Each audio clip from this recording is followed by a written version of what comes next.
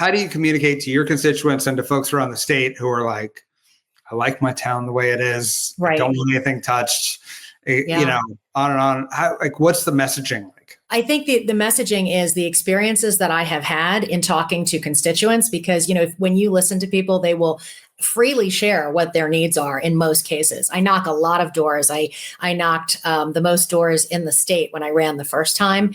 And I have to, and that was just going back over and over again. And I heard a lot from my seniors who said, you know, we would like to get out of these homes that we're in so that maybe a new family could come in to purchase, but we want to stay in the community and we really don't have anywhere to go. They're not apartments, there's not townhouses, there's not condos that we can go into because everything is full. I heard from the parents of adults with disabilities who they felt like their child was now ready to live independently because they have IDD, but they were capable of, you know, moving forward. And then I would hear from, you know, young people who wanted to be able to buy a house, or their parents who want them out of their house and they would like them to be able to rent or buy a home. And so I think that the strategy is sharing those stories with people and also having the one-on-one conversations. I can remember when I first got elected, you know, there was a woman who was very reticent and very resistant to the idea of more housing. And when we got to talking, she shared that her daughter had graduated with a nursing degree. She was able to buy a condo,